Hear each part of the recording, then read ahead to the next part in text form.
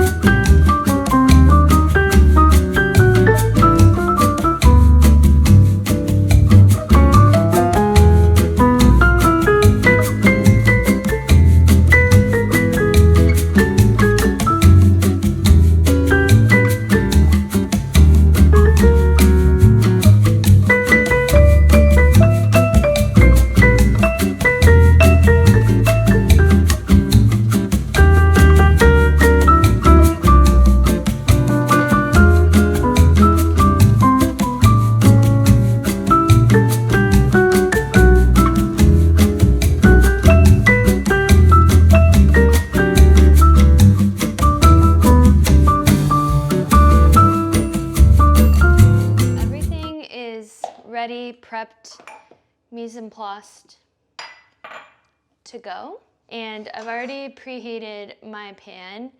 These are the Cuisinart stainless steel set pans. I can link these for you guys. But I love cooking with stainless steel. It's just a slight bit of a learning curve, but it's well worth it. I just put some avocado oil in here to heat up the pan. And I'm also gonna put just a tad bit of butter.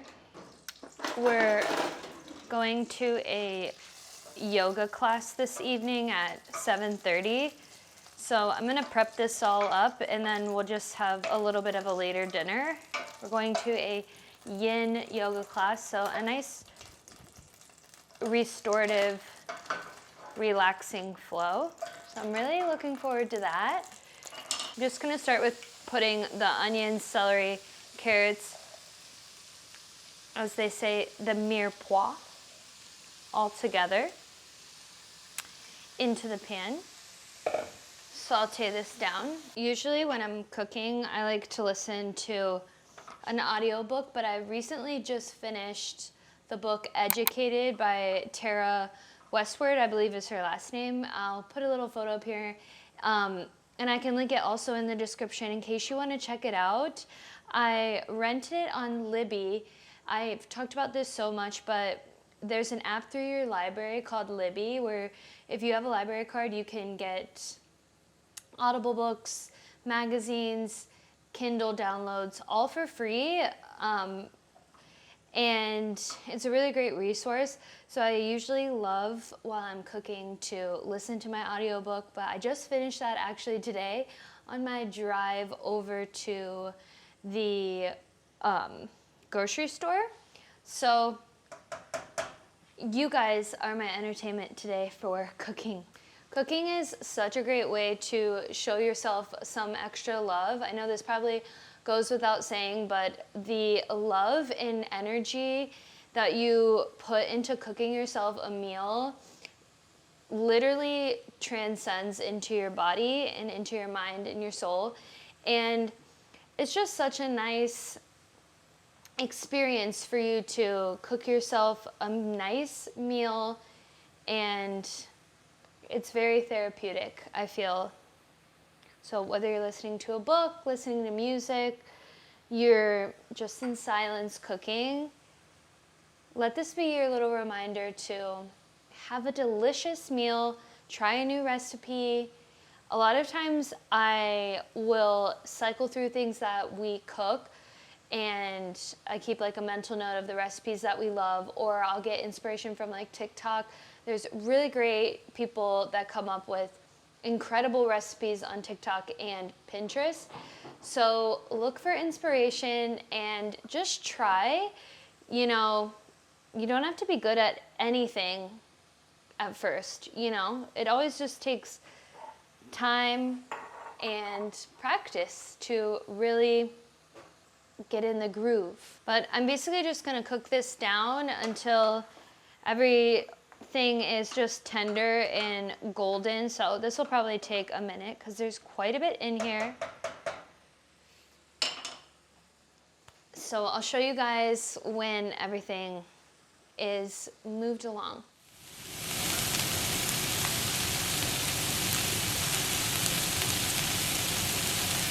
Okay, everything is going great. The food is smelling just absolutely divine, delicious. And we're getting ready to make the roux. So I have a half cup of flour and I have my measuring cup because I'm gonna do, this is whole milk. I'm gonna do 1 cup, give her a nice shaky. 1 cup of whole milk. Right there. Right there.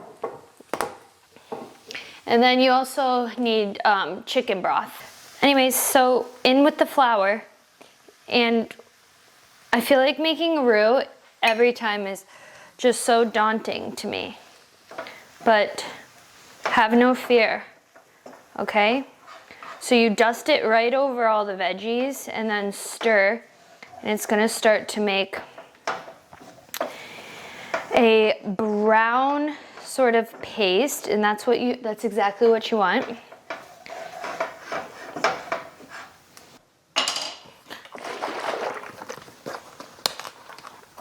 And this is what makes it like the thick gravy.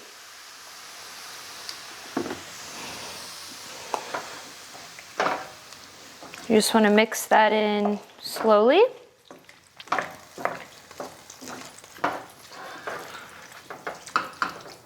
And then I'll also add in the milk. It's coming along. Oh my gosh. Every time this comes along, it's like magic. It's literally science. And then I'm like, whew, sweat beads gone. I know I'm like in the clear now, you know? Because if the roux is fucked up, then I start to panic. I mean, you can recover and you can make a roux on the side, but it becomes a nail biter. I mean, you're starting to, you know, panic. This is looking so good. I'm gonna add in the milk here. I'll give you guys a close-up shot of this, of course, so you can see. And then I don't add the frozen peas and the rotisserie chicken until after you've made the roux, because those don't have, the rotisserie chicken's like already cooked, obviously, and then the frozen peas don't need a long cook time, so it's perfect. And then you just let this baby marry. If it was still Christmas, I'd make a merry pun, but we're past Christmas, so. Yum, yum, yum, yum, yum, yum. Mmm. This is so fun.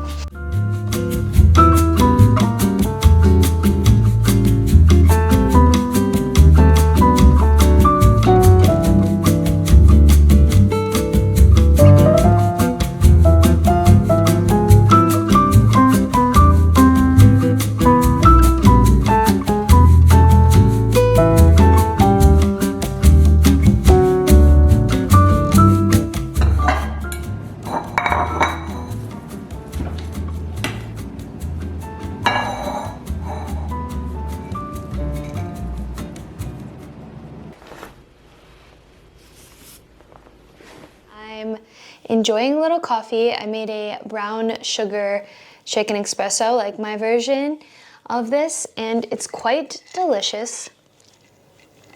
And I wanted to sit and hang out with you guys because I think I'm gonna paint my nails. This is my little nail bag. I think she's so cute. What is it about having things in pouches that is really satisfying?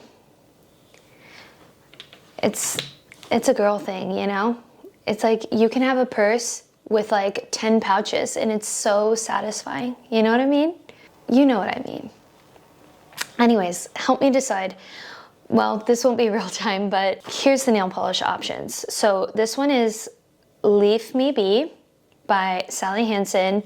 It's a olive green color and she's cute. She does show up a little bit different on the nails, I feel like, but I love the name. I feel like nail polish names are so cute. Whoever gets to do creative directing for nail polishes and gets to pick the names, you have one of the best jobs, I'd say.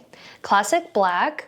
This is by Sinful Colors, Black on Black.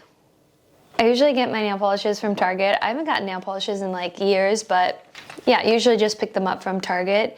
This is Sally Hansen. What's the name? Powder Room. It's kind of like a chrome. I love this one. I think I probably wear this one the most out of all of them. And then I also have a plummy purple. This one is by OPI, and the name is You Don't Know Jacques. Cute. And I have a top coat. This is just by Sinful Colors. I think it's a cheap one, but it works. And then I also have nail clippers, and this is a rosehip oil in case I trim my cuticles and want to have my cuticles nice and moisturized. But let's see. Guess in the comments which one you think I'm gonna pick. Drum roll.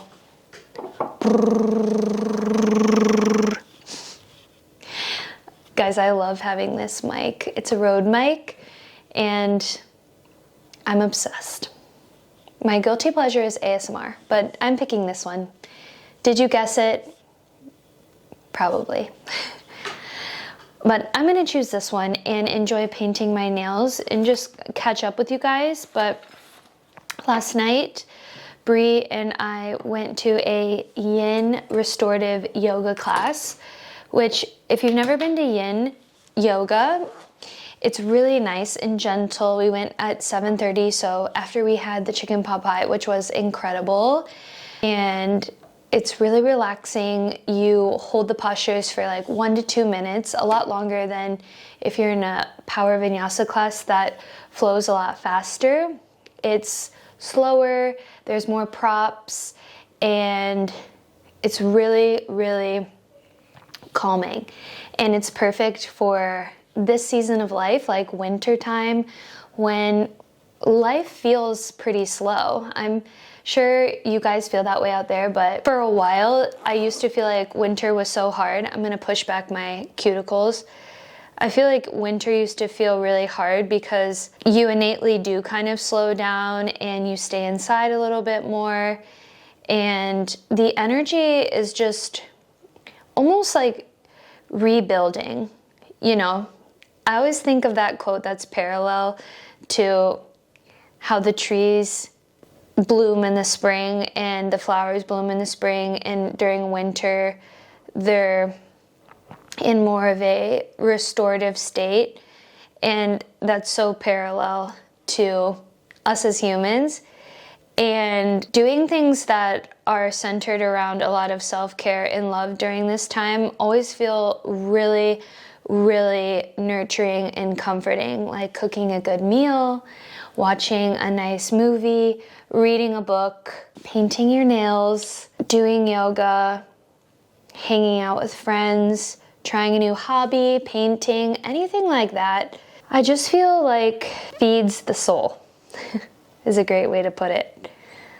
So instead of fighting the energy and wishing away the time, I've been finding myself surrendering and falling in love with this season. I hope that this resonated with some of you, because I know that, at least for me, sometimes in the winter I feel like, oh, am I the only one feeling this way? And you're not.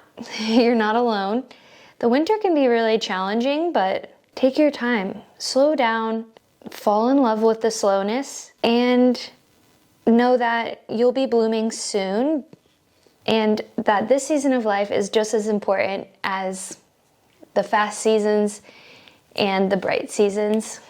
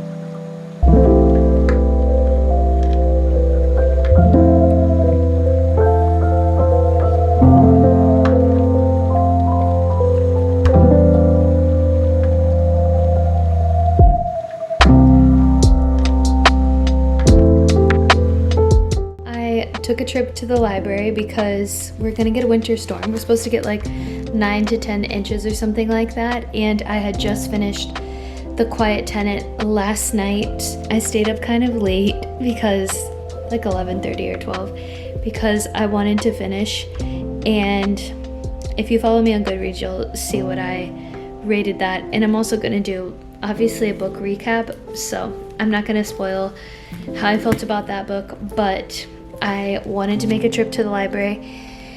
And you guys, I literally hit the jackpot because sometimes at the library, all of the popular books are checked out. And so when I find this many books, it's like something's brewing in the air for me. Like maybe I need to go get a lotto ticket or something. But yeah, I'm really excited to share these books with you guys because it's going to be a cozy little winter storm vibe, and I want to have some books to read. So the first book is The Housemaid by Frida McFadden, and this sounds really good. This is one of 2 in a series, and it's about a woman that's a maid for a rich family. It seems like the maid is kind of hiding some parts of herself from the family, and the maid also like idealizes the family. So I've heard really great things about this. I've read one other book by Frida McFadden and it was okay, The Locked Door, but this is the one I've really been wanting to get my hands on too, so I'm really excited for this. The next one is Evil Eye by Etaf Rum. I think that's how you say the name. And what a beautiful cover this is, don't you think? And this one is in large print. Some of these books are like that because that's all they have available. And hey, I'll take what I can get. But this one seems like there's some eerie things happening to a girl based off of her childhood and a potential curse. And so she has to kind of navigate that. And I'm excited. I've heard good things about this one as well. Bright Young Lemon. I'm sure you guys have heard about this one. This one is also in large text, and it's a very hard cover. But this one is about the women, their perspective of the Ted Bundy murders. And I don't really know much about Ted Bundy. I tried to watch I don't know if it was a movie.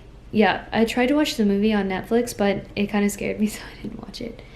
But I'm excited. I've heard really good things about this, and this has been on my TBR list, so yay for that. And this one, honestly, is the one that I've been really looking forward to. This one is like a magical spells fantasy sort of read, and something that is very new and a different genre for me, and I've been really excited to read this book. It's been out of the library and I was shocked when I saw it, so I'm really excited. I think I'm gonna start with this one, honestly. I'm so excited about these books. I'm gonna cozy up and read, but I'm gonna work on my computer for a little bit. But always check your local library for some new books. They also have magazines there. If you like magazines, nonfiction, cookbooks, yeah, take yourself to the library. You'll thank yourself.